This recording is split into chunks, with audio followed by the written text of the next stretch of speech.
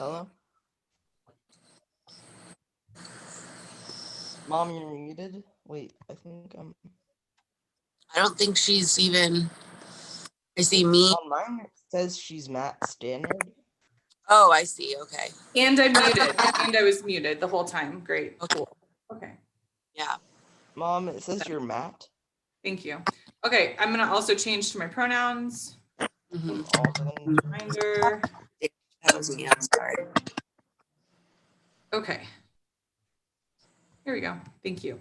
And we're live. So welcome to the Solidarity House Morning Show. I'm renaming myself right now. My name is Veronica. Happy Monday. We are here. What did you say?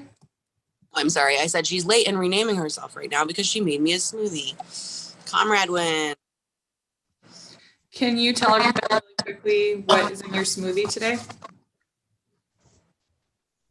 Kale, bananas, berries, yogurt, orange juice. Because I'm not as cool as Veronica. I don't drink spirulina or other healthy things. So we don't do like not as cool or cooler than or any of that, right? That's fair. Not doing the comparisons. Yep. I do want to tell you that as long as yours doesn't have a lot of sweet stuff in it. And so like, for instance, I add the spirulina in, and then I also add in some bone broth protein powder that has some sweetener in it so that it like makes it flavored and covers up, because the spirulina is a complete flavor situation. The good stuff, right? The better stuff is like it's a whole trip to the ocean and back. Like it's real. So it's an acquired taste. Let's just put it that way, that I have not yet acquired. So I cover it here or something. Yeah. So my smoothie is similar, just as long as we're comparing smoothies. So yours has like all the berries. Mine just has strawberries and bananas frozen. The kale with the water is the extract first, a little bit of spirulina, a little bit of guava passion fruit protein powder. So it's got that tropical flavor. And then Greek yogurt, a little bit of Greek yogurt. So cheers. We're not going to do any fisting jokes today. Anyway, sorry. I just like had flashbacks because I have 3 drinks again. Because I also have my coffee and my water, and I was just like, sorry, I'm not leading us down that road. Anyway, happy Monday. Good morning. Yeah, deja vu all over again. Antifa, buenos dias. ¿Cómo estás? How is your morning? Where are you at? Where are you calling from today? Well, I had to call Triple T, the Time Lord TARDIS Tex, because as you know, I was stuck in a monolith shape last week at the southern Utah desert. And now my camouflage matrix has turned me into a porta potty, and I'm stuck at Coachella at 2016. So I gotta tell you, it's turned the TARDIS, time and relative dimension in space, into a fartus, which is flatulence and runny diarrhea in your shorts. So nobody wants to be a porta potty at Coachella. And I got to get this camouflage matrix fixed. I should have some techs here at 9:30, so I'll have to leave a little early when they show up to fix the TARDIS. I appreciate that. And that sounds like really icky, privileged poop. Like, I don't know. Literally. You have no idea. Literally. Is diarrhea there's gold flake in it? No. No, it's not. That's not. The juxtaposition is just startling there. Wow. Okay. Good times. Chiquito, Eberechito, ¿cómo estás? Happy Doing Monday. great. How are you? I just took the dogs out for a walk. Talk to us about that. What's going on? How are the dogs? How are the animals at Solidarity House? The people want to know. If they may not want to know, but I want to know. Oh, also like, share, subscribe. If you can share it on the Facebook and the stuff, do that too. Patreon.com/Solidarity House. I'm really sorry, I forgot the commercial at the beginning because we went right into smoothie ingredients. Everett, can you please take us back? How are the animals? Who did you walk? What did we do? Lead us through the morning.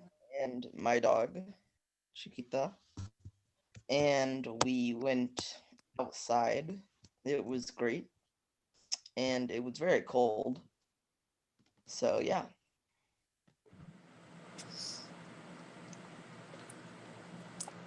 Just because I know, can you tell us about how Rose is doing, how your relationship with Rose is developing? I know you got an injury last night and like where there was some Well, that was the housing ground's today. What'd you say? that was the ground's fault. Well, you and Rosa were involved with the ground, right? Was it just the ground? Yeah, it was a beautiful morning. The dogs, actually, we took them both on leashes so that we were practicing them both being like, that we were in charge of them. And then Everett pointed out that it was interspecies discrimination of us like having them as our slaves, right? This whole, and so it's a conversation. I treat my cat a lot. Yeah. It's a valid conversation. It's a valid conversation. As we continue to have more progressive conversations, the idea of zoos, right? If you're like anti-zoo, like then it's like it's a valid at least consideration. Do you know what I mean? Kids ask about having dogs on leashes being related to slavery like early in the morning. I'm like, yes, good morning too. You may have a point. I love you. Good job critical thinking and asking inquisitive questions that I'm not prepared to answer this early in the morning. So good times. Okay. Sarah, anything else that you'd like to share for check-in before we jump into Monday mindfulness and meal plans? I guess I would just share our conversation that we had about the Thanksgiving, like the timing of our holiday feast and stuff as an update from the weekend. We cooked traditional American style Thanksgiving dinner, even though we fully acknowledge that and joking and like call it Thanksgiving Day and other things. But also we like have nostalgia spots for traditional foods because, you know, you do. Anyway, but then Veronica and I saw a post from Adrienne Marie Brown, which was a really good point. Like, why don't you just separate the yuck and the yum? Like, why make your traditional things that you like, that like bring you joy, like from a pleasure activism standpoint, right? Like, why attach them to this like day that is actually like a day of mourning for all of these people that we want to support, right? I mean, we want to support Indigenous sovereignty, we want to support Indigenous rights. Like, maybe let's just celebrate a different day and make a large, delicious meal. I want to say the way I read it was not just a different day. Fuck what you heard. We're coming for multiple days. Like June, right. Like it was like let's go, right? Anyway, right, just to keep going. Day calendar, right? Like, yeah. So, and then you can just pick the days that you want. Like, why? Like, do we do what we want? Juneteenth was suggested, which is a great idea, you know, and it throughout the year, right? Yeah. And then we also talked about it in relation to our retreat, so the idea was like, okay, so we cook all of this food for, you know, this holiday meal and we can eat on it all weekend for the retreat, which we did. And we did do that. And we ate, and it was helped a lot to like do a lot of the cooking at the beginning, but also like, I don't like that all that cooking at the beginning doesn't have to be Thanksgiving food. Or like holiday food. It could be food that would actually help us like have sharper brains. Turkey, like eating an enormous plate of turkey mashed potatoes and pumpkin pie did not actually facilitate a Sarah that was like thoughtful and like present in some discussions during retreat, you know? So like maybe some other things that are still delicious, but maybe just less sporific, as it were, and just like moving things around, yeah. And I think fasting or like fasting and meditating for like Thursday or something, like as a pre thing was brought up as an idea for people that want to. And so that's kind of our update. And I think that also like it also like tires, we need to make a lot of food, but also I end up exhausted for the second year in a row. Even though we did less than last year, still like there was a lot of cooking. There was a lot of like kind of stressful, like, shit, I need to, do all this stuff to get ready to like make everything, which doesn't really facilitate having a energetic retreat weekend. So I want to say one thing to that before I forget. And again, I always say like disclaimer, confirming bias, looking for things that serve what I believe already, right? The more that, and I don't know that I've actually shared this with you guys like explicitly, but on my own personal journey, the more that I learned about nutrition and on like my health coaching, like everything that I was learning, I basically like had this sort of like joke, but kind of epiphany of like, I think maybe we have talked about it a little bit. This idea that like processed food, right, that we're zombies in the system, that processed food actually does affect your body differently, that you're right in that the idea of like thinking clearly, I'm like, oh, maybe like we're literally having trouble thinking clearly and seeing the way that the systems work, saying the way that we're manipulated because we literally can't think clearly because we're not giving ourselves enough brain fuel. Does that make sense? Like it's a weird, but you're right. It doesn't lend itself to a lot of critical thinking and a lot of brain power. And what I know that I haven't said to you guys here, but I've said, I think it was to Yana that I was talking about this, and it came up whenever it was a baby, whenever it was 3.5, 4, is when I started learning this. So a long time ago now. But when you're using more brain cells, when you're critically thinking, when your brain doesn't turn off, or when you're using those sort of things, it actually uses energy, right? It actually uses protein energy. Like you actually, on some level, you need to make sure that you have a higher nutrient incoming to be able to feed your brain cells to do all of that hard work. And so like with gifted children, like you actually need to make sure that they really, really get what they need, and that they might actually need more of one thing or another to be able to operate at like, not to go completely capitalistic, but to operate at maximum capacity. Do you know what I mean? To be able to achieve like their potential. It's a real thing. So I really appreciate you bringing that up. I know you probably didn't expect me to go all the way there, but that's where I went. Good call. Anything about that? I'm sorry, what'd you say? Monday is food day. Monday is food discussion.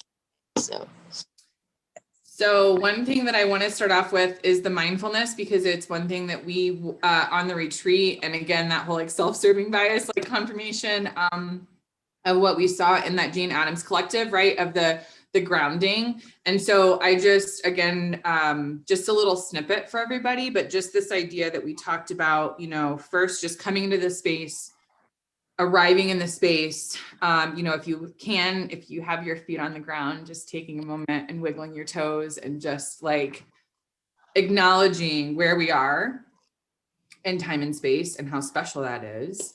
And being able to always come back to a grounding or a centering sort of practice whenever the outside stresses, the outside stressors come, and they will come regardless, right? They will come. And so having something in your tool belt, even if it's as simple as wiggling your toes and feeling, taking a couple of just bounces and feeling your heels in the ground and feeling that rooted, grounded, centering moment before you start anything. And we've talked about like, as we didn't quite get to it on retreat, but as we develop rituals, right, that I'm like, ooh, I want to do that because I want to do that. But I think it's really powerful. It's because it was already a part of what I believed like is helpful for lots of groups. And just having those strategies and normalizing it as a way to start a meeting, as a way to start communication between two people, between more people, at the boardroom. I don't, fill in the blank. yeah, to just arrive and acknowledge each other and acknowledge ourselves and acknowledge where we are. And so, yeah, that's your Monday mindfulness tidbit, whatever, the grounding, centering thing. And the meal plan. So we're talking food. I love food. I'm like obsessed with food. And that's one of the things that I really, really appreciate about lots of people here is how much other people really enjoy food too.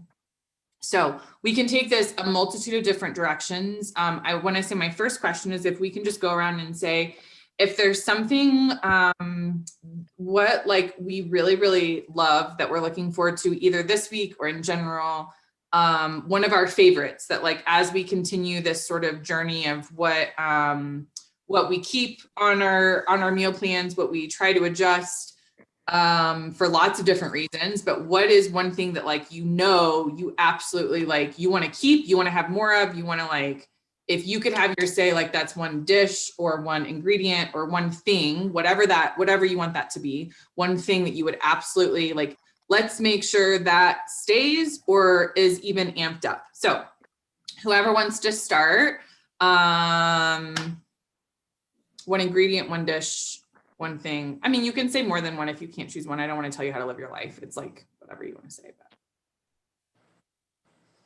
I can also go first if nobody else wants to go first, but I'll give it a moment. Auntie Fa should go first because yeah. Thank you. Artist issue. Auntie Fa, can you lead us off or do you need a moment to think? About what I'm looking forward to this week. This week or period or whatever. Your favorite, what your Forward to getting the work done on the TARDIS. No, for food. For me. Well, it doesn't matter to me. Everything comes out just fine to me. I don't have any specific requests or likes or dislikes, except cilantro. I didn't know we had two. Is it just two people? Or are there more cilantro? Are there more cilantro soaper peoples? I can't stand cilantro. Yeah. I don't know if there's cilantro soaper peoples, but I don't know. I don't feel like there's a strong, like, I don't feel like anyone has, well, at least our new people might have different answers, but I don't know if there's anyone who's like obsessed with it. You know what I mean? Okay. Auntie Fa is easy. Doesn't care. Easy peasy, whatever works. Mm-hmm. I appreciate that. It also makes it easy to not fuck shit up. So thank you. Sarah, Everett, I know Everett has lots of opinions. Don't ask him about what he wants or doesn't want or what he would prefer or not prefer, because he'll be like, oh, what category would you like to start with? Anyway, whoever wants to go next.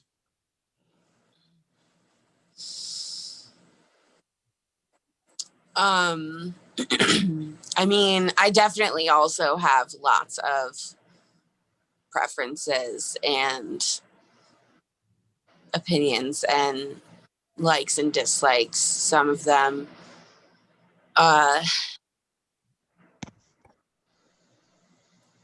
yeah, some of them probably good, and some of them rooted in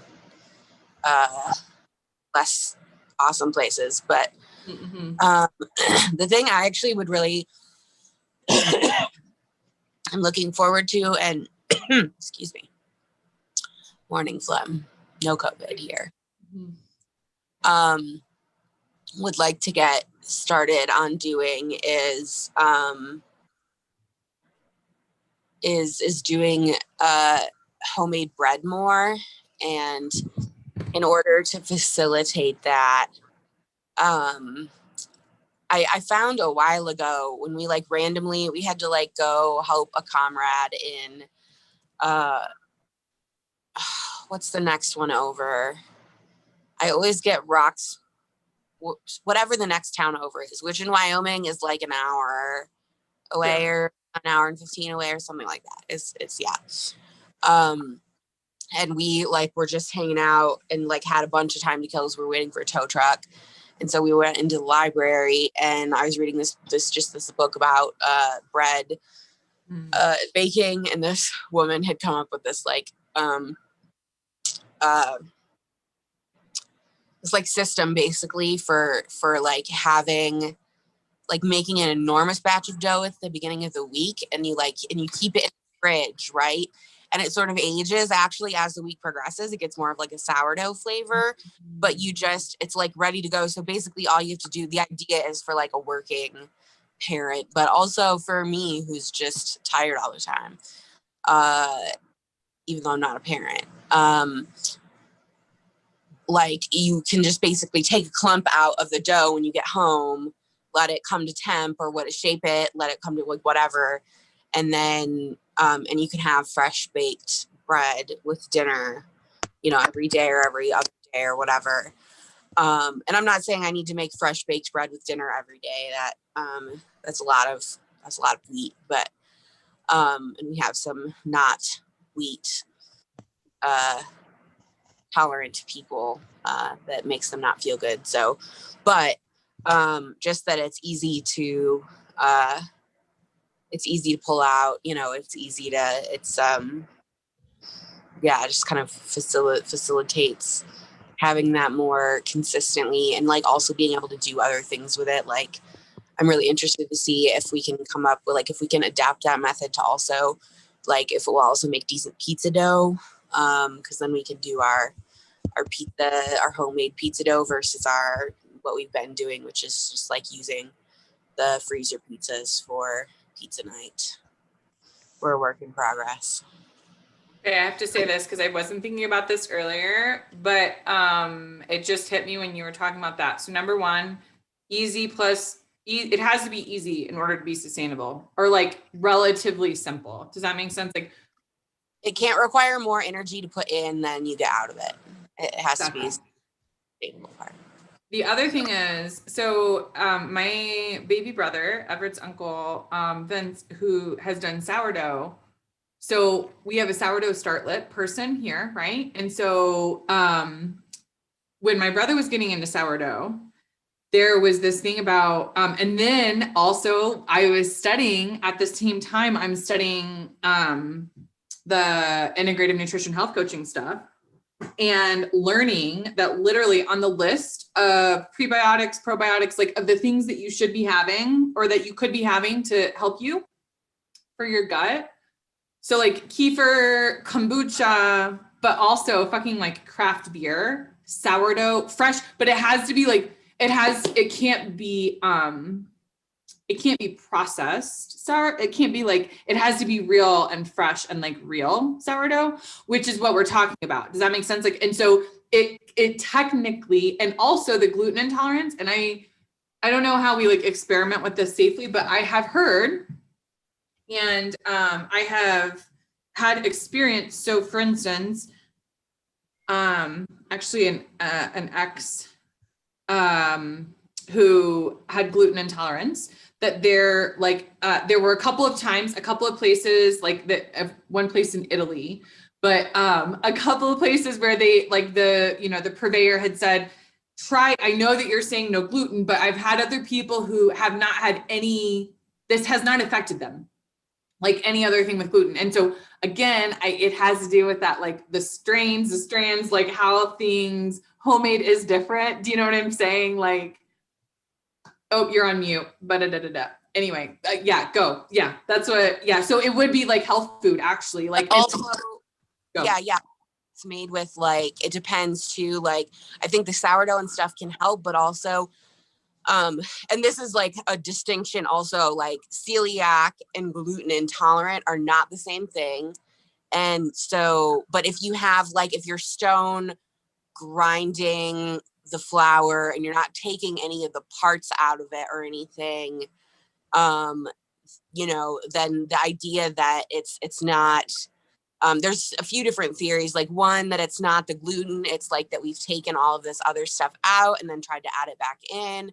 And another theory is that it's not, for people within, a lot of people with intolerance, it's not actually the gluten, it's the it's like something about, it's like the pesticides or something used in the growing of the wheat that is actually causing their like discomfort. And then like, again, to reiterate, like people with celiacs are allergic to wheat. Like that is like no fancy wheat is gonna like undo that. Like don't try to make your friends with celiac disease eat your stone ground wheat bread. You're an asshole if you do that. But then the downside is that it's like a different way, I think, of, at least my understanding is, of baking is because it is like, it's a heavier flour, right? It's like if I tried to make the same kind of bread that I make with, you know, regular flour typically, or whatever, AP flour, like with 100% stone ground wheat flour, like we have some right now, organic, whatever, it'd be super dense. It'd be so dense. It'd be like not bad. It would be like different. I wonder if it'd be similar to like brown bread. I miss brown bread from Ireland. It's good. I'm interested in trying like all of the breads, or like if they're again, when they're homemade, right? Or when there's something that like, and like it's nice to have a baker in the mix. I'll say that. So like that's positive. Okay. Anything else about things that you want to make sure that we have or don't have, or this week or in general? I don't know, but I hear Jason, or I hear Antifa in the background. Somebody in the background. Antifa, did you want to say something? Antifa is getting ready to leave. I have thoughts on unleavened bread. And, you know, because sometimes that also can play a role. The yeast can affect some people. Like I didn't bake a lot of bread at my house because the yeast was really affected my mom in various ways. So, you know, nobody wants to eat matzah, but, you know, it's not too bad, the big bowl of soup every once in a while. And I'm actually convinced that the reason why Jews celebrate with unleavened bread is because when you were constantly on the move, you didn't have time to wait for your bread to rise, punch it down, and then wait for it to rise again and then bake it. You were always on the move. And that's why, you know, they eat a lot of, that's, you know, since I don't believe in the whole burning bush God thing, you know, I do believe these people were trekking through the wilderness. And that's why they ate unleavened bread the entire time, because they didn't have a choice. They didn't have, you know, they were always on the move. And so, yeah, I don't see a lot of unleavened breads. I'm a fan of crackers. I mean, being a cracker myself, you could say that I'm a fan. But yeah, I don't hear a lot about unleavened bread anymore, you know, other than matzah. I feel like there's actually a lot of good unleavened bread. I mean, we've made some because like naan. Oh wait, does naan have yeast in it? I don't know. I know that there's a lot of good, like Yana was trying to get me to make I think injera, which is Ethiopian. Please correct me if I'm wrong. And I like looked at the recipe and the whole like situation of like how like it's very specialized ingredients and is like a whole process. And I was like, I don't think I'm ready for that. I don't have that much skill yet. But like other flat, like other, I feel like there's a lot of varieties on that theme of like unleavened breads and flatbreads and things that we could like experiment with also, for sure. I'll come into town to do that experimentation. As soon as I get my TARDIS fixed, we'll do some flattened bread. Hey, it's time for my text to show up. Hopefully I won't be camouflaged as a porta potty at Coachella anymore. So I gotta bust out of here. Thank you very much for letting me crash your party as always. Love and, you. Love you. See you soon.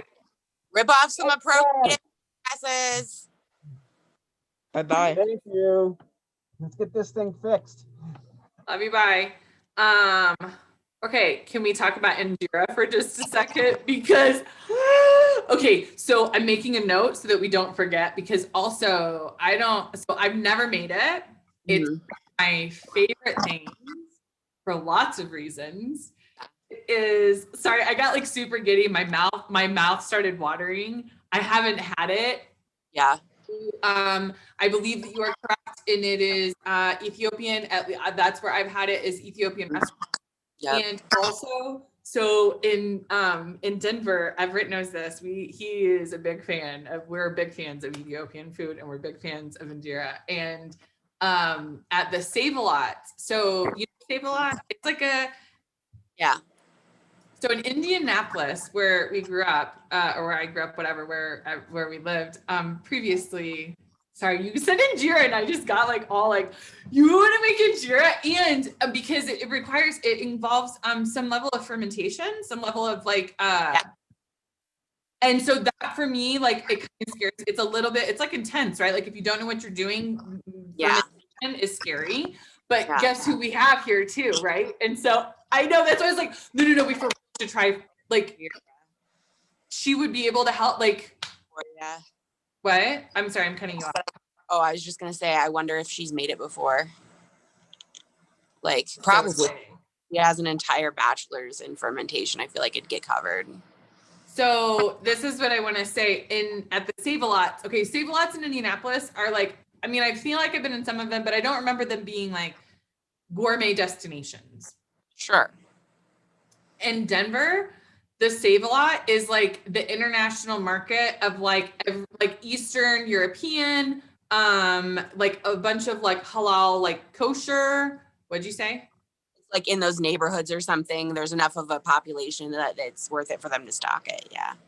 So you could get, so they would sell, there was fresh baked injera. Wow. It'd be like this thick. So a huge, because they're huge, right? Like a huge thing. And it would have like 10 of them, like 10 injera, right? Just stacked. And it'd be like, it was like $5. It was like ridiculous. And so I learned, my first husband, we like learned a couple of recipes, right? We got the right spices. It's like, it's not beurre, but it looks like beurre, but it's like bebe. There's meat mitra. There's like a couple of different ones, like they're different chilies. Mm-hmm. That then you can like make things pretty. It's pretty cool. I mean, some of the stuff is complicated, but some of the stuff is not complicated. Again, right? Like, we never tried to make it. I never tried to make it, but I'm obsessed. It's so good. And it's different. It doesn't affect, it's teff is what the flour, it's a teff. It's a gluten-free bread. Yeah. And it soaks up. It's supposed to be, I only know this because I read, so we have, Yana has an Ethiopian, cookbook, that she bought, that has like very specific instructions about how to make it and stuff. And so that's why I had read that. And so it's the only reason I even know, because I've never made it. I was just reading that in anticipation of potentially making it, and I got intimidated. But yeah, and Yana has and she wanted me to make it because she has like a recipe that she likes, it's like one of the only ways she enjoys sweet potatoes. It's like an Ethiopian sweet potato soup, like situation, creamy soup situation or something. Or not creamy, but do you know what I mean? Like a Yep. Yeah, like a bisque, or I don't know, whatever, a thick. It'd be like it's probably like a puree. So like if you order a bunch of dishes, like they have like restaurants, a vegetarian sampler, and like lentils cooked down, but you could get lentils different ways, peas different ways, greens different ways. I'm sure, like, you know what I'm saying? Like, there's carrots, there's all sorts of vegetables that would make sense. And then it would that's the whole thing when you serve it on there. Yeah. Like have it to like soak the shit up. It's like so fucking good. And that's how you eat it, right? You eat it with your, like a lot of times you like eat it like dipping it. The worst for white people. What did you say? The worst for white people. Specifically French people. Aren't they the ones that get all snotty, like about, like they think Americans are gross because we eat with our hands so much, like burgers and stuff. Like they don't eat, I don't know. That could also be like an untrue stereotype that I was fed. I just remember. There's something really, really powerful with eating with your hands, or like not needing utensils. I personally, right? And this idea, Sensory level. huh? adds another sensory level to the experience that you're missing. Everett, do you want to go off about Ethiopian, about injera, or what you can't live without, or what you have to have, or what you're excited about for this week, or what do you want to talk about? Well, I don't know. I am just kind of I don't have a lot to say. Okay, here's what I'm going to ask you. I'm going to ask you a more specific question. What are you hoping to eat this week? What's one thing if you could wish, do you have any hopes or dreams for one thing you could eat this week or in the next couple of weeks to have on the menu? Fried alligator, fried chicken, maybe shrimp, sushi. Did you say sushi? Mm-hmm. Shrimp sushi or shrimp separately from the sushi? Either or, I don't know. I like shrimp and I like sushi. Yeah, word. Okay, so I appreciate all of that. We actually do have shrimp too. I think I'm gonna do the roasted vegetables though. I was gonna do like a whole bunch of roasted vegetables. Remember those whole roasted carrots? But yeah, I'm gonna hop off. That's cool. Oh, great. Love you. Go grab the dog too. Love you. Bye. So cute. I don't know if we can make the fried alligator happen, but the fried, we can do something with shrimp and sushi. Fried, yeah, we could do fried chicken probably somehow. I'm not doing fried chicken, fried alligator. I did want to ask you because I haven't talked to you about this. And I don't know if I'm going to do it this week because I also I haven't brought it up. And so I don't want to like spring it on people. Sure. But as long as we're talking about like injera and like whatever we want to talk about. So I got a couple of things at the co-op the last time that I was there. And I showed Everett, but I like didn't tell anybody else. And I don't know how people feel about offal here, like all of the extra pieces. So offal, I think offal, OFFAL, I think in the grandest term of it means like all of the stuff that we normally don't eat, like all the organs, all of the extra. So I'm like into like entrail. I'm not into like cooking like intestines necessarily, right? Sure. Not to heart or lungs or liver or kidneys or something. So we're like, and also because I read this was a book that I had read like several years ago. I think I told you about it, Passionate Nutrition. Mm-hmm. Actually, and it depends on the person. So there are some people I've heard like people who have like heart problems or like for some people it can be too rich. It can be like they shouldn't have it a lot, but most of us never have it at all. And so usually it's like, it's very beneficial to have like some organ meat and like you can mix it in with other stuff, but also there are lots of preparations of just making it to like highlight the actual ingredient. Do you know what I'm saying? Of like not necessarily trying to like make it anything else, which you can, right? You can grind it, whatever. But hearts are actually, so chicken hearts and beef hearts are the two hearts we've had that Everett is like obsessed with. And so at the co-op they had, and I had never seen these before in real life, lamb heart and goat. Cause I was like, again, on the apple tasting trip, like that sort of thing, right? Of like, I was like, well, I guess we could like try them and I can, do like a preparation. And they're like, they're tiny. So it's not like it's not like I'm making like a shit ton of heart, but I was like, if people are open, we may figure out like one night when I'm cooking and then I'll make the hearts too. If people are like down to taste or down to try, I don't know. What do you think? How do you feel about that? Or how do you think people might? I was like, here we go. I'm going to like bring up hearts. I was like, I'm not ready to bring up lamb and goat hearts. I feel like we have a fair,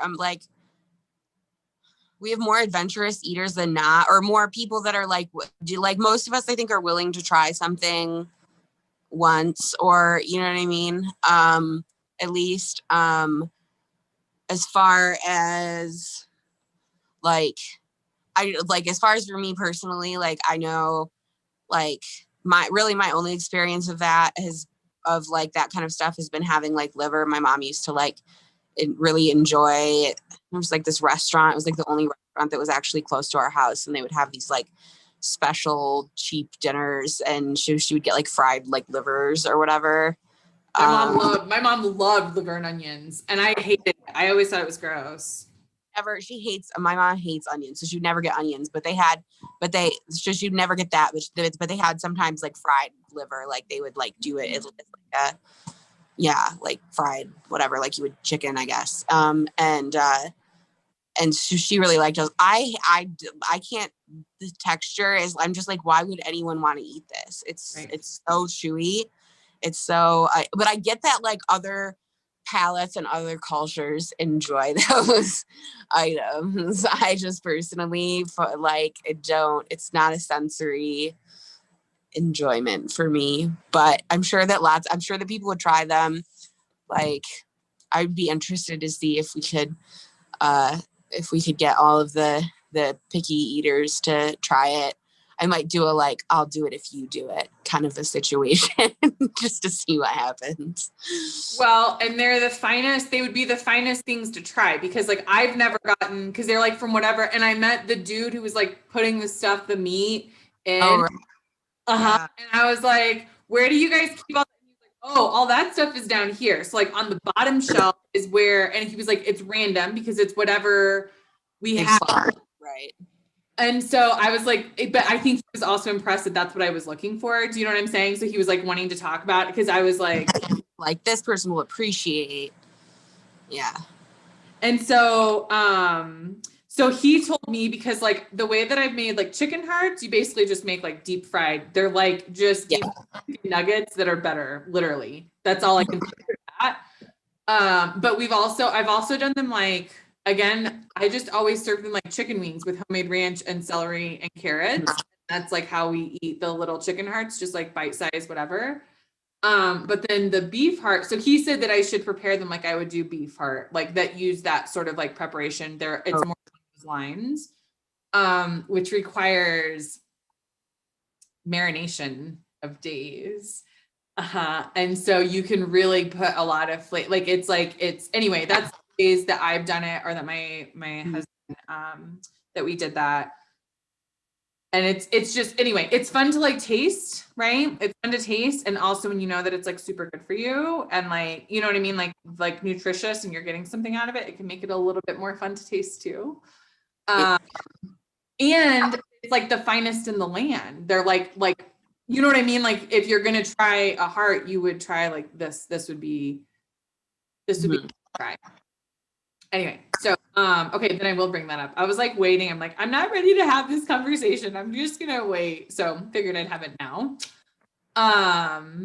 Okay. So this week I was thinking about, my ranch, I do want to share the ranch recipe with people, just so that they like know, because I also showed this to like the healthy home cooking support group. Cause I think that home can change people's lives. It changed my life. Sounds so ridiculous.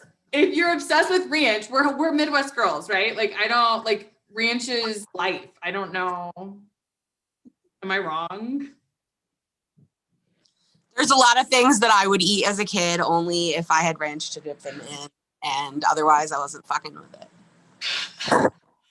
So, yeah, just I feel a level of vulnerability talking about my obsession with ranch publicly. That anyway, I've done this lots of times, and I know we're not the only ones, right? So, like again, this is why we do it, so nobody else has to feel bad about their ranch, situations. So homemade ranch, it's really easy. Mayonnaise, some sort of mayonnaise-ish. And then sour cream or Greek yogurt. I think the recipes, you can find, I will post later. I will post the actual link to the real recipe. I want to use this moment to encourage people to not follow recipes and do what the fuck they please, and like look at several recipes and then do what speaks to them, right? We want to normalize that too. Yeah. So we started using, because you guys don't have sour cream here. We don't have sour cream here. We only have Greek yogurt. It's better anyway. Really. No, we're gonna start buying sour cream again though, because Easter can eat sour cream but not yogurt, I guess. Really? I know, I was surprised too. I asked specifically because I thought maybe Greek yogurt would be okay, but she was like, nope, no yogurt. But yes, sour cream. Can we please make sure? So also, actually, I'm gonna look at the other Greek yogurts because I hope fucking Greek yogurts don't have this issue. I don't think we've talked about this, but if we're gonna do sour cream, can we please do Daisy sour cream? And they don't even pay me to say this, but it's fucked up. Like Daisy sour cream, and I think I did post about this like one time on my Instagram. But like if you look at the ingredients, it's like cultured sour cream is the only ingredient of Daisy sour cream. Right. And any other sour, like there may be another sour cream where it's just one. I don't know what it is because like every other sour cream, the private brand for the store brand, the other like name brands, whatever, it's like 3 to 7 to 17 ingredients, and like. When does it become not sour cream? Right. I mean, this is the issue, right? Like, I'm like, oh, which one should I get? I'm sure the Croaker and the Daisy, who's like comparing ingredient lists, like this is how they fucking get us. Cream cheese, the same fucking thing. So I do want to check because the Walmart, like, I wish that Philadelphia cream cheese wasn't worth, but it is literally like 2 ingredients. And then if you look at another like brand, it's 7 more that you can't pronounce. And it doesn't make sense why that would even. Totally. So I'm not crazy about name brands. Okay. I don't give a shit about name brands. I don't give a shit about marketing. But when I go to the ingredient list and it's like 1 versus 20, I'm just like, it is worth 20 cents. I'm like super into, oh shit, what happened? Okay. I'm about the generics as long as they're not garbage compared to the other, like Walmart brand Fruit Loops are garbage. I mean, all the Fruit Loops are garbage, so fine. They taste like garbage. Oh, fair. Compared to the regular Fruit Loops. Which is why I have and this is another Midwestern thing that nobody in the Mountain West will get, but like Meyer is like legitimately, I mean, I say this as a leftist, like no ethical consumption under late stage capitalism. Technically it's all garbage, right? But Meyer's generics generally are better than Walmart's by like a significant amount. Like generic Fruit Loops from Meyer are fine. Generic Fruit Loops from Walmart are terrible. Fuck Walmart. I do miss Meyer a little bit because mostly just because it was all the same stuff that Walmart had, but slightly better. And I also felt like slightly less terrible about like back when I was a liberal, right? Like now I probably would just feel equally as terrible. But like, because Meyer like is a sort of more low, like their philanthropy is more local or whatever, I guess. I don't know. That's what I told myself. No, I really, really appreciate that because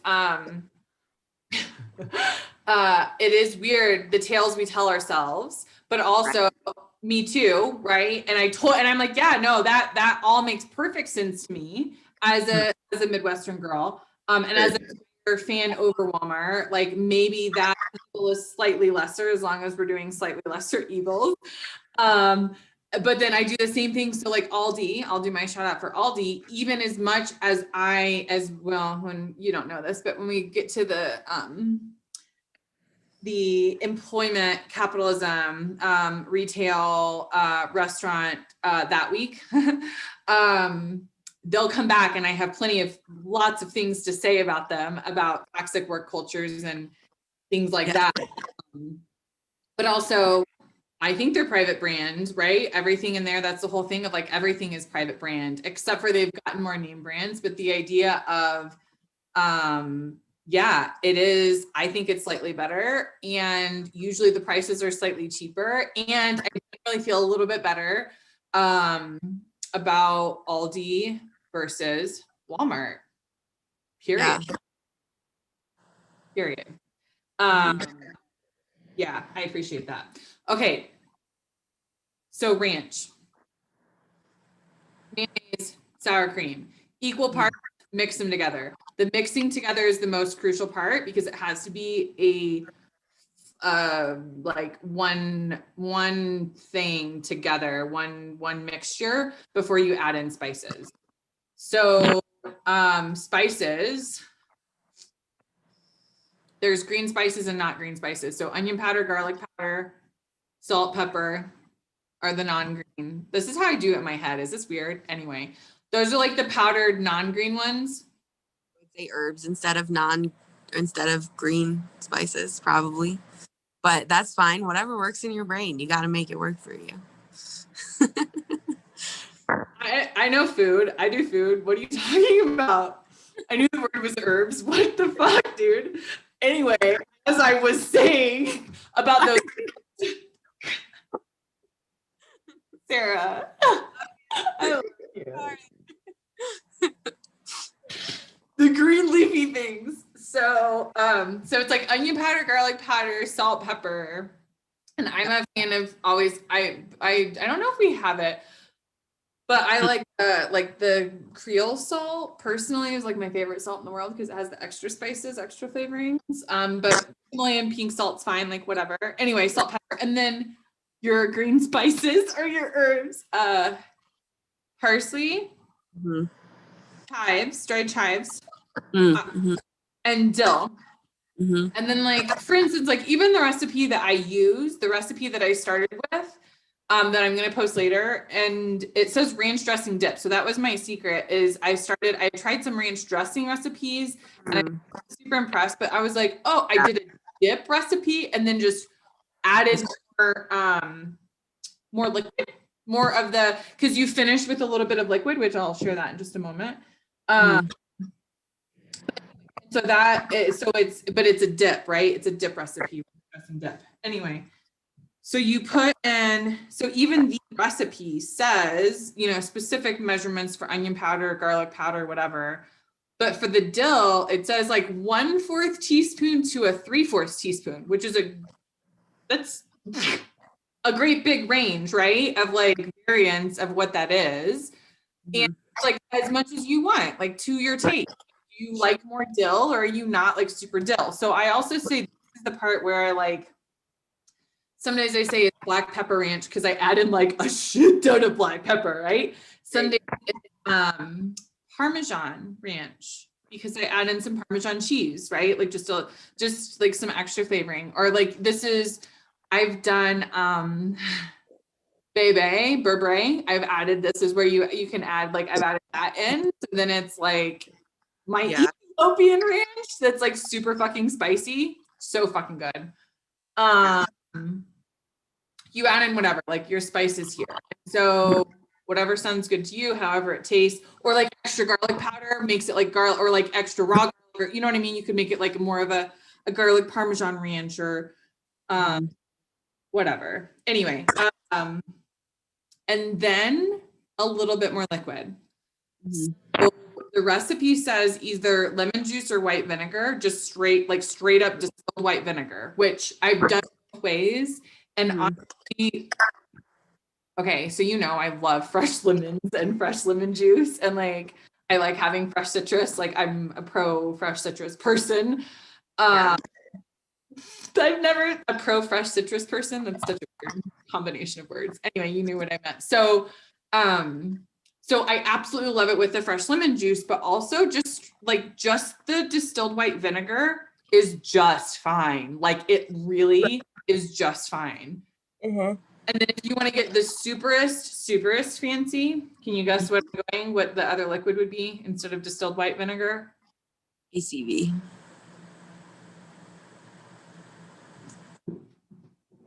Yep. And then my super secret. So have you been making ranch down there this whole time? No. Oh, okay. I was just getting the things ready because I realized I was supposed to do it last night and I didn't. It'll still be. So the ACV, apple cider vinegar, for people who don't know that nooch means, like, don't know all the, you gosh, you're so. Your abbreviations for things. I didn't know ACV. So apple cider vinegar, raw and pasteurized, right? To get actually the good stuff. And then, so that makes it like super bougie, but then to make it like super extra is then I put a drop of the lemon essential oils. So then it still gets that citrus with the ACV. And that's like my super like extra on the recipe. Yeah, and that's ranch. So ranch. And then the other thing is I was thinking, I just wanted to run past you. I was gonna do, as long as we're doing salad bar and like gonna have dressings. Yeah. There's also from that book, Passionate Nutrition, the same lady who likes the organ meats, and she's sure. who highly recommends a lot of like seaweed too. So that's all like trying to incorporate seaweed. Another vinaigrette that's basically just like garlic, a little bit of Dijon, salt, pepper, ACV, olive oil, just like a very basic garlic Dijon vinaigrette, like just a basic salad dressing. I've done it before, pretty fire, like, and I figured that would be just like something that we could try. I don't know. Yeah. Not quite Italian, but it'd be like a. Sure. Yeah. Okay. Or I could, well, no, maybe, well, I guess I could do the ginger miso again. Mm-hmm. Try the new one. Try the new one or do ginger miso again. What do you think? I don't know. You could throw it up in the chat and see if people have preference. Do a little poll. Because I don't probably, I don't know. If it's salad bar, I would be more hesitant to try because I'm like going to put other things on it. I feel like the best way to try a new dressing for me is like how you did it with the ginger miso, where it's literally it's just like romaine or like just one or two other things mixed in it. And so that you can just like really like get like familiar with the flavor, I guess. I don't know. Okay, so now that you're saying that, number one, you're not wrong. And now I'm thinking I should do ranch and maybe we should do honey mustard for salad bar. Doesn't that kind of, Yeah. too? Appreciate that probably. Right? Okay. Now that I'm glad you said that because that's a good point. And then I'll just save the vinaigrette because that's more work anyway. And I can have the children make their honey mustard. That was really good and they know what they want to do. And they'll be happy with that too. So, okay, now I'm excited. Mm-hmm. Before we leave, go ahead. Oh, no. I was just going to say that the entire time you're talking about your ranch recipe, which is good, I have had it and it was a tasty vegetable dip. I'm still thinking about that like restaurant ranch, like that, like I just remember from like a few different places. Like I think they made their own ranch, right? And I don't know. I would literally just have to like taste a bunch of different ranches and be like, no, it tastes like this. No, it doesn't taste like, you know what I mean? Like it's, I don't know. It's just like, I have no idea what they put in it. Do you know what I mean? Like, I don't like what it restaurant? would be just like some like garbage like American steakhouse karaoke bar place. Like it's not like, but like, for some reason they make their own ranch and it's amazing. Like when one of us was moving away, like we used to go to karaoke at this place, like when I was in my like early 20s. And like one of the girls, when she was moving away, she was like, can I just have like a large cup of can you just like bring me a 32-ounce cup of this ranch, please, to take with me. Yeah. And there's like other similar, like it's not just that one place, right? Like I've had similar ranches at other restaurants. I don't know that I've ever like had it in like a bottle from a store, like one that was similar or whatever. So I'm like down to also like try some more different ranches and find this like mystery ranch. It's going to be like that episode of Friends where Phoebe makes Monica try a bajillion different chocolate chip cookie recipes, and it turns out that the one she wanted the whole fucking time was the one on the Toll House chocolate chip bag. It's gonna be like one of the. I'm also open to ranch making expeditions and tastings. I think that there are probably more noble causes, but also a lot of less noble causes. So like I'm with it. Like I don't. Cause that's gonna make me eat more carrots, then I think it's a worthy cause for me anyway. No, I'm like literally, this was part of my health journey was ranch, was that I started making my, and then I was like, oh, well, if I make my own ranch, eating a tub of ranch a week seems appropriate and involves carrots and broccoli and all sorts of fucking vegetables. And then I kept like feeling great and like just like, oh, like I'm just eating, and it was the ranch. Okay, so I simultaneously started the ranch and like around the same time that fucking breakfast dip. So peanut butter, Greek yogurt, and a little bit of Nutella was like my breakfast dip with apples, and then the ranch and vegetables. So okay, so literally this is what I had. I had a 5-meal plan day. Ready? Right. So we've already had number one. So I would start off with a smoothie. This is like literally my life that if I could get back to this, life would be grand. Okay. So I had a smoothie in the morning, just like we had, right? I would make my smoothie, have my coffee, have my water. And then when I would have an appetite, I would have an apple with dip with my Greek yogurt, peanut butter, breakfast dip. Yep. And then when I would and then like maybe, because this is when I was working in an office. And so I would have to go get the apple. So I'd have the smoothie at home. I'd have the apple as my second breakfast at work. So I would also have like, maybe like some blueberry almonds, or like I would have maybe something else with it too, or maybe just an apple, whatever. Mm-hmm. That was second breakfast. And then I would have first lunch, which was, stop! I would have first lunch. Just habits. The Midwest is actually just full of habits. That's the secret of the Midwest. So first lunch was my vegetables and ranch. And then like maybe like some cheese cubes, or again, maybe if like some almonds or some peanuts, spicy peanuts, or like something else maybe, but like also maybe just vegetables and ranch. Or also then that's also where I would do either ranch or hummus or both. I would make a batch of ranch or hummus or both each week, so that I would have vegetable dip. Also red peppers are great in both. Like pick your vegetable, right? It's like, yum. And then I would have lunch. Whatever my actual lunch was at like 2 or 3 or something, right? I would like eat what I was actually eating. Yeah. And then I would go home and I would have dinner with my son after. And then, so those were my 5. And then, so sometimes if I had like a nighttime snack, but a lot of times I wouldn't, because I had my time to this. Well, and you're eating dinner when you're eating dinner later, when you're like a working parent who's coming home, and then you still have to like make dinner. You're not eating until like 7 at least. Exactly. So, so I would, those were my 5 meals, that I would have. Like, that was my consistent, I would say when I was operating at my best, does that make sense? And like really enjoying, like, just like living my best, like super bougie, like, no, I'm literally, this is second breakfast. This is first lunch. Like I do what I want. I eat what I want. And that's actually the same time where I started losing weight. And so there was somebody at the office who asked this girl at the office who was friends with me, they asked drugs because they thought that I had, like, they're like, this bitch eats all day long. Like all she does is walk back and get more food. Like, and she's like, Luke, like, is she taking drugs? And I was like, no, I mean, no. What medications are you on? Where can I get them? Literally. And I'm like, it's just, clubs. Say that again.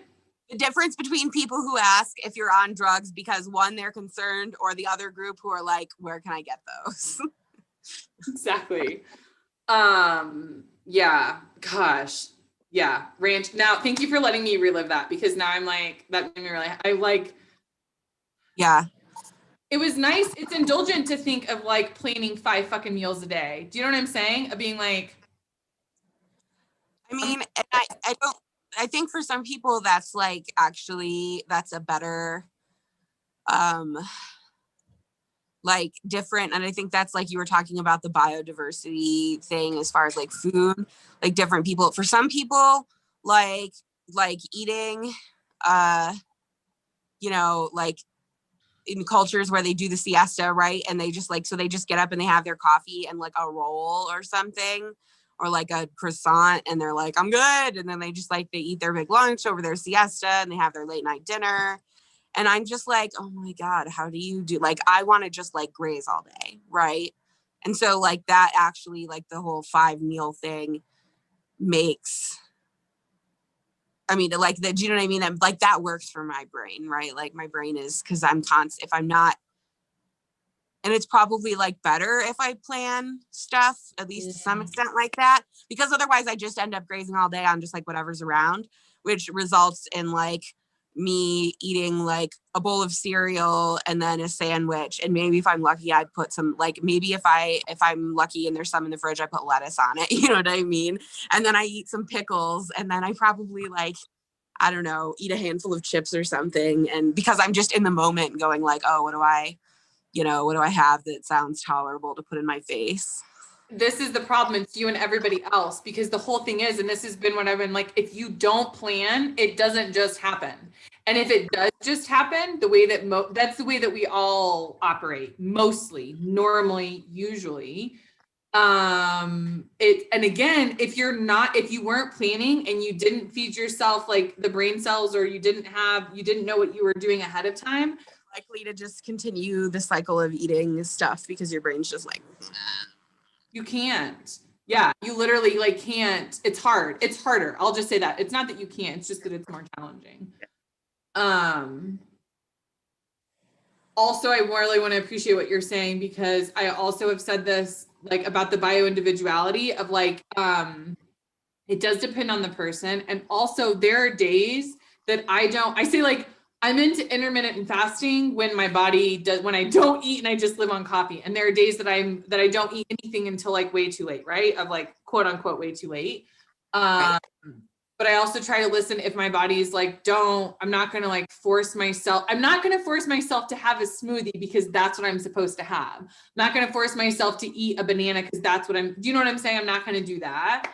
But I also pay attention, and this is what Easter was saying, the idea of being able to pay attention and be aware of how your body reacts, of how it operates under different, and then you have evidence, you have data points of like, here's where I felt really great. What did I do? Was that a cause and effect? Or I don't know. It's hard to be able to, it's hard to be able to have that awareness, to pay attention, to be able to provide your body the data points. That's a privilege in and of itself, to be able to say, I'm going to eat better. I'm going to pay attention to how good I eat and how well that makes me feel. Right. And so like, I think that's also, again, part of the revolution of like that self-care, that sustainable revolution of like that being like, no, this is my birthright. This is my right as a human. This is my human right. What dear Jans? Hello.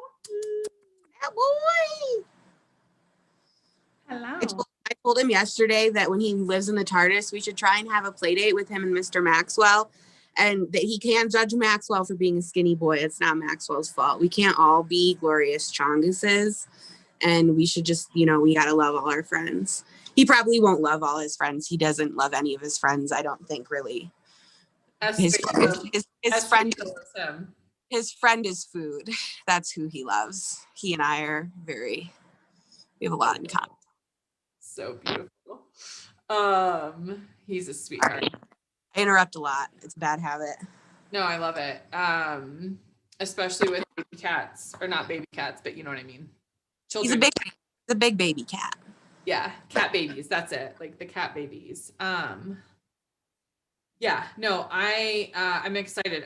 We didn't really talk about budget, but that's okay, and we can come back to it next week. And can't wait till next week to come back to it, Veronica. First of the month is tomorrow, I think. Is it? Wait, there's 30 days and 30 days. Yeah. Is that today? I don't know what day it is.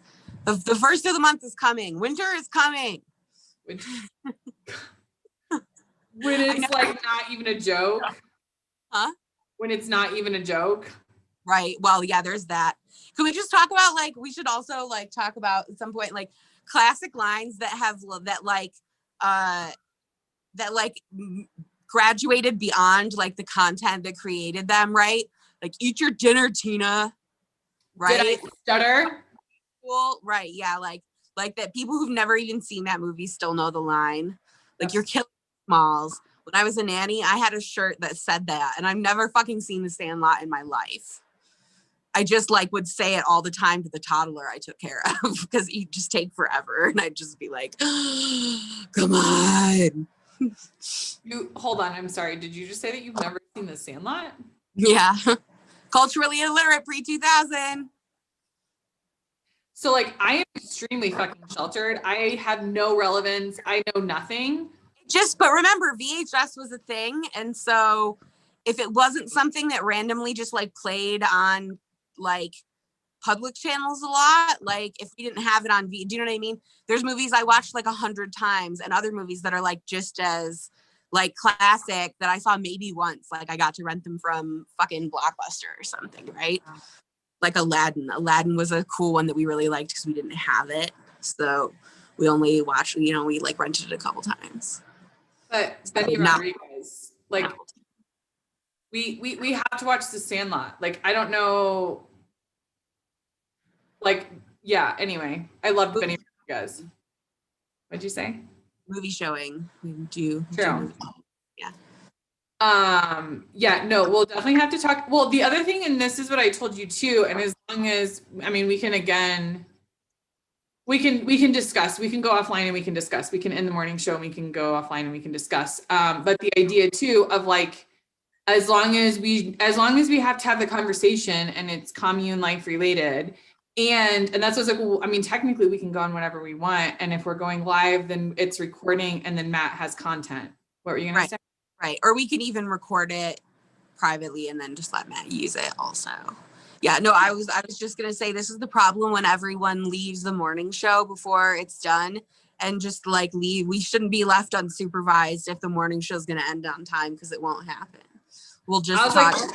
I'm surprised it's only 10:13. I thought it was gonna be later when I looked at the clock. Well, and like I was like, I mean, I guess we could just continue our meeting here because like it's well, I mean, no, literally. So like my whole thing with my podcast was like, it's your fault if you're still here paying attention. Like I didn't fucking tell you what to do with your life. Like if you want to lead, you're allowed to lead. As a matter of fact, you're allowed to like not even log in and watch the shit at all. Like I don't give a fuck. I just told you, I mean, no, this is the whole thing. I'm like, this dumpster fire or not, it's up to you. It's the fucking internet. You get to do as you fucking please. Like I'm not sure if dumpster fire is just really fun for people to watch or if we just had such low engagement on our previous posts. Because I keep seeing all these things for the collective page where it's like, you have like 90% more engagement on this video than like most of your posts. And I'm like, okay, cool. Is it because we're like that amazingly fascinating or we're just doing like a normal amount of successful now and we were doing terrible before?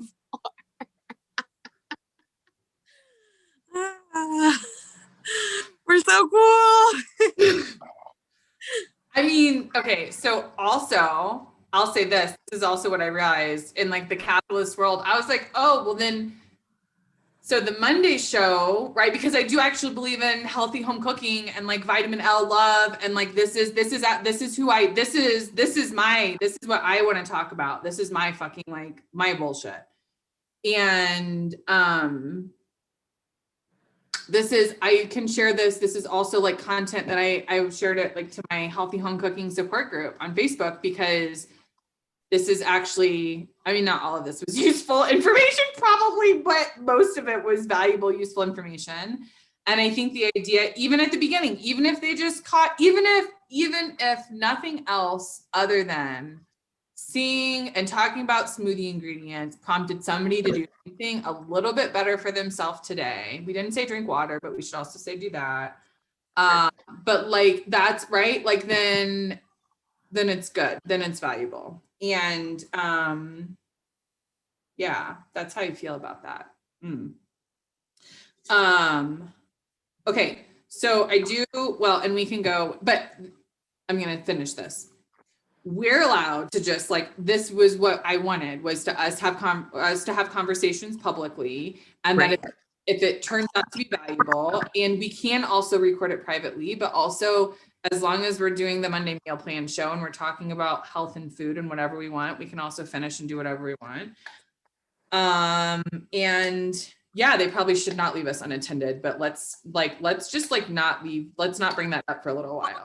Life, I should never be left unattended for any reason ever. Well, and like also like I haven't said it, nobody else knows that I'm like, yeah, and then Sarah, we should just like, go on late night. I'll do a morning show and then we'll just like take over late night and really start going crazy like after hours. Like we can do all sorts of stuff. Just gonna go full 100 white girl overshare and all of our conversations about everything ever on the internet. That I don't see. I'm sure that this is a foolproof plan and will definitely there's no downsides. It'll be great. Can I be clear? Yeah. Can I just be clear? Mm-hmm. There are lots of white girls having a lot more basic ass conversations, making a shit ton more money than us. Sure. And for years upon Right. years upon decades. Right. Like I have a chihuahua. I am Paris Hilton. Like we can do whatever we want, bitch. Like let's go. Like, right? I mean, Mm-hmm. Yeah. I'm just saying, like this is the whole thing about so there's a lot of shit. There's a lot of people who are full of shit who are published authors. No offense to Yana. Yana is not, but you know, but she even has admitted like her first book, she's gone back and been like, yeah, I had no like race and class consciousness. Like let's just not talk about that. And so there's a lot of white bitches who are not going back and saying that about their first book. They're digging in their heels. Right. It's like the thing about like, if you have self-doubts or you think you're not good enough, just remember there's a shitload of mediocre white dudes out there who are not worried about whether they're awesome or not, because society has told them that they are and they're rolling with it. So just like imbibe some of that, you know. My stand-up joke around that was this. And again, the idea of like my jokes come from like real thoughts, and they're not usually happy thoughts, right? They're usually like tearful thoughts. Okay. So to be clear, You gotta laugh and cry. So you're gonna laugh because that sucks less. so I said my luck started changing the minute I started approaching life like every fucking white man. And that approach is don't give a flying fuck and watch the blessings flow from heaven, right? Like just like literally, thank you for laughing. Thank you for coming to my comedy show, right? Of like how the caucasity, right? The caucasity, like how does this even, but like also lean into that shit. And that's what I told you of like, dude, it is trash, but it's not trash. And if we're all about learning publicly and we're admitting that we're like basic white bitches and like everybody can turn the channel and probably should now, unless they're really getting something out of it, then we've done our due diligence much more than 90% of fucking white women everywhere. And that it's good to remember, and I don't remember this enough, that like as leftists and like even like as baby leftists, right? Like, which realistically, you know, Own it. Yep. Everything we are doing in terms of like content creation, in terms of like outreach, should be like, what did I need a year ago or 2 years ago, right? And like, instead of doing I'm gonna, you know, the opposite, which like a bunch of people do, which is like, let me just like pee on everyone like a little bit less woke than me or whatever. You know, we should not do that. You should not do that. And that goes for leftists. I'm sorry, not to cut you off. That's not just like learning politically systems. That goes for anything. Sure. Right? Of like, and that's also one of the things that like on my journey of my learning too, of like, we need less experts. We've talked about this. Less people on pedestals, less experts and novice, less, and that's that master slave dynamic, as opposed to like a guide or like, you know, somebody who is a support system. I'm not above you. I'm your sister, right? If I have learned something on one theme that was a year or two ahead, I want to share it with you. And the same way, when you've learned something in a different perspective, please share it with me, right? That we are able to look for guides or supports as opposed to like experts or teachers or like heroes, right? Like they're going to give us all the answers. Inspiration porn. Say it again. Inspiration porn. Okay, cool. Yeah. All the heroes will fall, right? Like collective is the leader. I see people being like, AOC. I mean, don't get me wrong, I'm not like trashing AOC, but I'm just like, you're never gonna be AOC. I mean, that's cool, whatever. Like, follow her, cheer when she like, you know, talks shit to some like executives or whatever, and you can watch her take them down the peg, but like also like she's not, you're not, most of us are not cool and advanced. I mean, this is the comparison thing, I guess, but like most of us are not on that level to be like learning like on a practical daily like praxis level from AOC.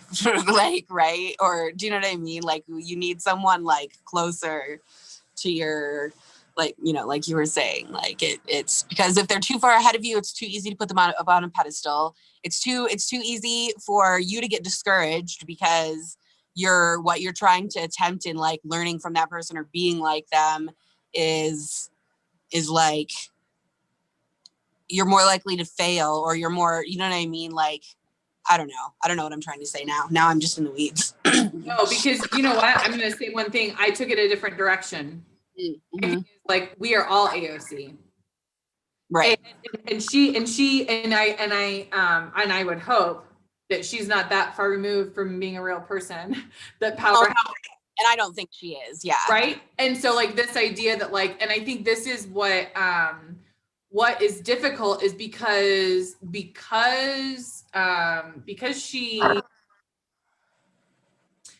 she's been, how do I say this?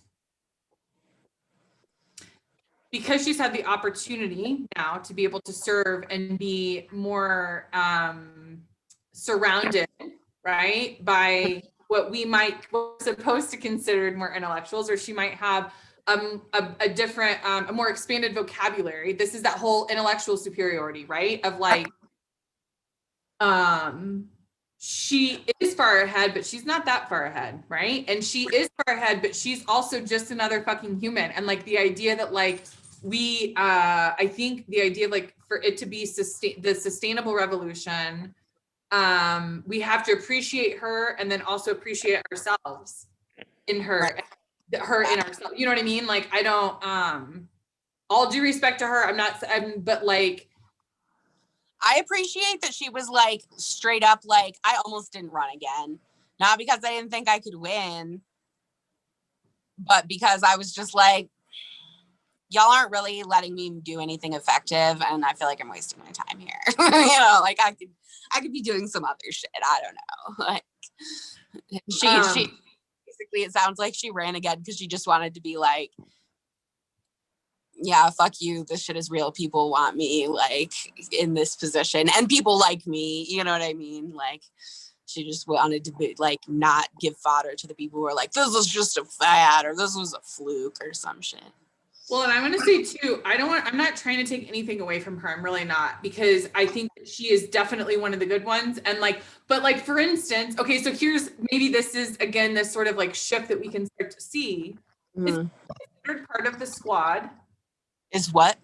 The squad, like Cori Bush and I assume probably newly added, yes. Right. And so like this idea who's like BNC, I think basically anyone who's like on that level is or on that in that group of like, yeah.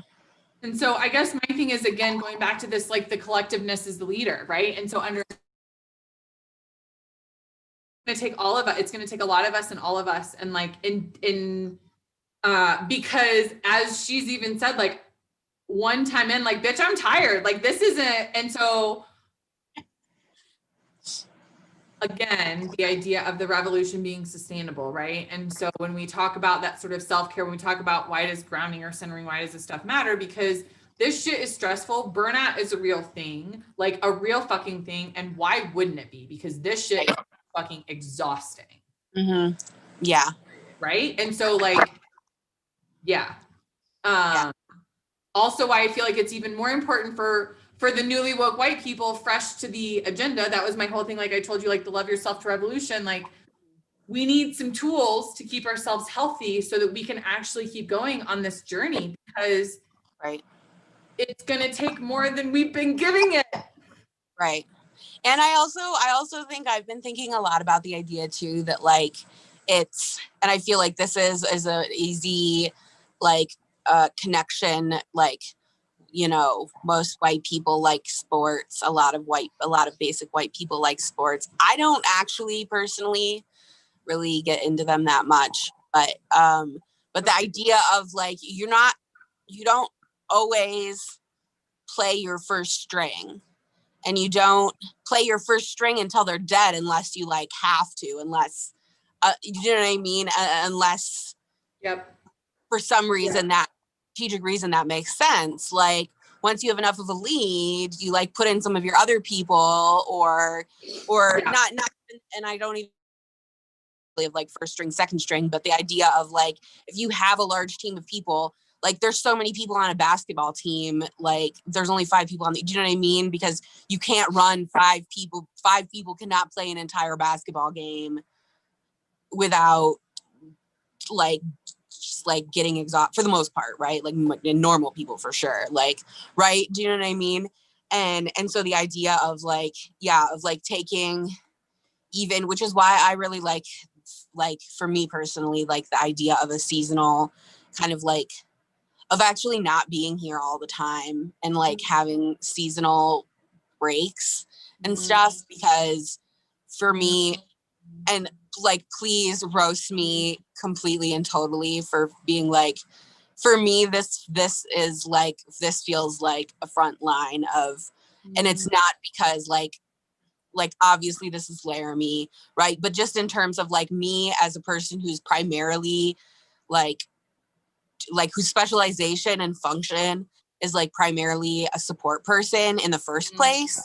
You know what I mean? So being in a place where supporting, like I'm directly supporting people who are doing that activist work, or doing, you know, organizing work, or whatever, like even if I'm not doing it, like that's still for, and looking at like what is front line, like because front line, like what you know, being like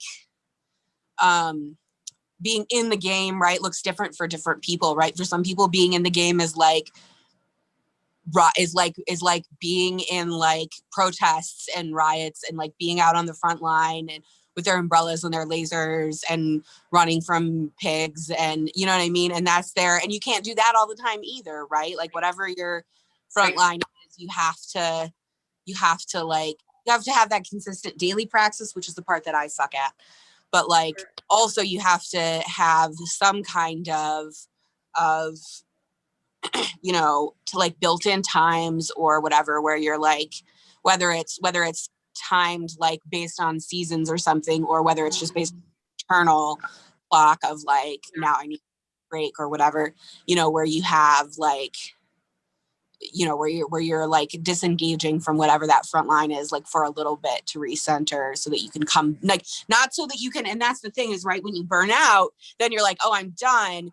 But if you're like conscious about it, then you can be like, I'm, you know, which is like what I was saying to Sean, like if I'm leaving, I'm not leaving so that I can escape. I'm leaving so that I can like work on some shit that I can't work on here, because I'm just too overwhelmed all the time with all the stuff I need to remember to do. Like, so I can come back and be like, yeah, let's or whatever. I don't know. Yeah. So, damn. So exactly. Number one, echo, ditto, reciprocate 100%. And the only things that I would like emphasize back that again, like resonate with me, or that I'm like, yeah, totally, is again, the idea of like the revolution requires joy, requires rest, not just as a part, not just as a part, but as central components, central pillars to the revolution, to something being sustainable. And so And we've touched on this before, but again, so it's really hard. And again, I think it's weird because, and this is why, because as white people, there is definitely like, we are used to putting ourselves first, but like, it's like in a different way. Right. And so how we were talking about gratitude of like, do I feel weird or guilty? But like, also like, then if I do, then I need to deal with that cognitive dissonance of what does that mean? Or where, you know, what do I need to realign? Right. Right. Where's it coming from? And so the idea of like rest, rejuvenation, resets being central to the revolution. So I'll put it to you in a different way. And this for me was, this is why this is the comparison. And so I've said this before, and I like had done a post, but this was very central for me as a mother. Okay. So, and I've had this conversation, and I'm 36. So when we were growing up, and I think it's like 80s. I think it's the Christian. I think there's lots of things that go with it. But this idea, self-care is very self-care. Putting yourself first is selfish and is satanic. Really, it's not of God, right? That you should be sacrificial and putting God first, like God comes first. And so a lot of times in the way that it manifests itself in real life is it also is your family comes first, your husband comes first, your children come first, and you come last. And so what I have said to my mother is like, the one thing that my mom is an amazing mom, I love her, is an amazing mom. She's still here.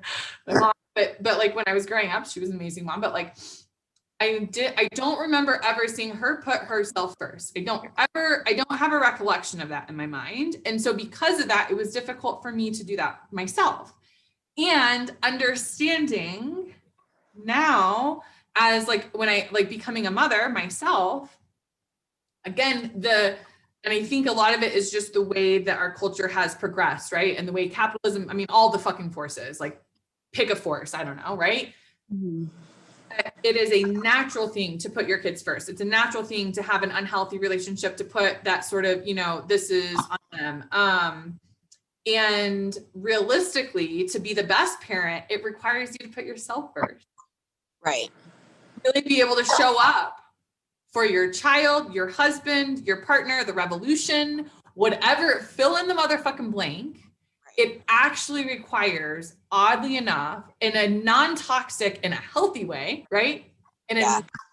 Not in a put yourself first and fuck everybody else and give yourself what you want and like fuck the world. But in a, I must take care of my spirit, my body, my soul, my mind. Because if I don't take care of myself, I can't show up for anybody else. My friend Ty Day said this the best. And this is what, for me, again, sort of like flip that switch of just to a differing degree. Right. So a lot of times, I'm sure you've heard, like, you can't fill from an empty cup. I was literally just about to say this. So here's what he said. Are you ready for the flip? Are you ready for the like flip it up, fuck it up, and ready? I have to keep my cup full. What overflows from my cup being full is what everybody else gets. And if my cup isn't fucking full and overflowing, nobody else gets anything. Right. Yeah. It's nothing good. Like it's, if you know what I'm saying? So like, where did I hear that? Because I heard that somewhere else separately. I wonder if your friend listened to, it was on this podcast, Joy Revolution by Gabby Rivera, I think that's her last name. But yeah, like that right, that idea. If it was that meme with like the brain that explodes or whatever, it would be like the top one would be like, I gotta do everything for everybody, and then the middle one is the can't pour from an empty cup, and then the like super like enlightened one or whatever is like the I fill my cup so it overflows into other people's cups. It's just, I just want to, it's very difficult. And again, when I've told you, like, it's, when I'm like, you inspire me in lots of ways, that idea of like recognizing that and being aware of that as like something that you need for yourself is not, that's something that most people may never get. Does that make sense? Of like, in a healthy way, in a healthy, non-toxic way. of like love yourself to revolution. It's not like love yourself to like loving yourself. Do you know what I mean? There's got to be like, it's because we got shit to do. Do you know what I'm saying? Because there's also like, if you want to be part of it, you got to take care of yourself first so you can show up. It's beautiful. I fucking love you. Also the hoodie look with the hair is really looking like working for you. I just want to say it's like, I really am digging it. I woke up like this. It's the best part. Me too. Me too. I woke up like this too, everybody. Actually, I didn't. I took a shower this morning. It was really good. I was a really good girl this morning. I took a shower. I was proud of myself. Only took me several days. Anyway, normalize nastiness. They should not leave us unattended. We need to go now. This is enough. Let's do the thing where you tell people how they can give us money. Right. And then we should leave. Normalize nastiness. This is where we share the emoji that looks like it's drunk. I told you I made me get up at 9 for this shit. And I told you that I love you unfiltered and uncut and fucking raw. And again, like watching your own risk. Like if you guys, like nobody's, we're not forcing anybody. Like people can do it. Consent. Like do it. Don't do it. It does comfort me to remember that I'm definitely never having offspring. So there will be no, and my sister isn't either probably. So there will be no like children, grandchildren, great grandchildren who will be like looking at internet archives like post-revolution and being like, you know, it's like when you find like, I don't know, weird, embarrassing pictures of your grandparents from like back in the day. Yep. You're lending a little bit more anxiety to my after. The internet's forever. The Wayback Machine will never stop existing unless we have a like globally wide EMP that knocks out all of our technology. And then I'm just gonna say I can't think about this stuff because then I would stop power like this. It would be fucking amazing, right? This is why I'm just like, no, it's not. Everything's fine. Totally. Everything's totally fine. Just like it's totally nothing's on fire. Oh my God. They can't get all of us. Anyway, let's leave with that. So please like, share, subscribe if you enjoyed this. Or if you're like friends with us and you like, you want to like send us like $5 and like a tone it down message. I don't know, whatever. Like I'll do the emotional labor of considering whether I should tone it down if you're going to send me money. No, I mean, for real though, like the more money that we'll consider your request also, as long as we're like, anyway. Yeah. God, we should have led with that. Like on the first show, we should have started with this.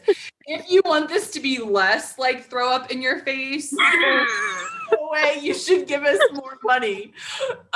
Anyway, okay, so patreon.com /Solidarity House. Please like, share, subscribe. Yep. Appreciate everybody tuning in. The more money we have, the more we can work on projects and the less time we're going to spend talking about garbage on here. Do the internet a favor. I'm sorry, Matt will probably think that was a distasteful joke, but it's true. We do money for projects for like greenhouse and shit. But like, can we also say we are technically the co-kitchen managers at the moment, meaning that we're actually the one who's doing the work and I'm the one who just has the title like the good white girl I am. And instead I'll take the co-title, but like also you've done some work. You've done some work. I gave my ranch recipe on live. Yeah, you ordered groceries that like 1 or 2 times. You know? You went shopping or something. I think it went once or something. Yeah, you did some stuff. It's good. Yeah, I did go in the co-op. But yeah, so like I think that these are valid conversations. The whole thing too about like the food or like what we're eating or what we're talking about today. We have to have them anyway. So again, like if people don't want to watch, they don't have to, but this is what I said, we might as well. We're going to have it virtually on a Zoom anyway. We might as well do it for all the people to see. And I think that if people didn't know what Injera was, they may have, they know. I mean, if they were thinking about like, sourdough bread and prebiotics. Like that's like these are useful things. So anyway, I love you. Thanks for hanging out this morning. It's really good to see you. And That's that's a really oh, good does that work that way? No, it doesn't work that way at all. It just looks like a weird gang sign or something. Like we're attempting to do some sort of like what white people think that gang signs look like. No, okay, which just reminded me, and this is hilarious. Okay, for today's, in case there wasn't enough cringe white people moments already this morning. That just reminded me of when I was in college and I was in math club as like an extracurricular for like my resume or whatever. And because they often had pizza. And so one time we did, I think it was like God damn it, I don't even remember. It was some rule of calculus or some theorem or some shit. Like, and we like did a massive picture with like everyone in the club doing like, we'd like made, like used our fingers. It was like math. It was like math gang signs. Yeah, I'm sure that picture exists somewhere on like the Aquinas College website.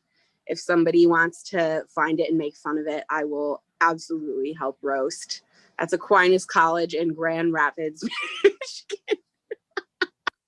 Now I just want you to have babies or somebody to have babies so that they have to find this in the archive someday and we can all have a good laugh.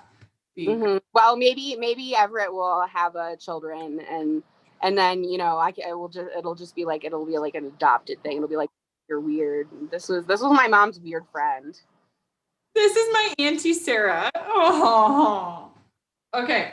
I think those are all the commercials. We'll be back tomorrow morning, 9 a.m. And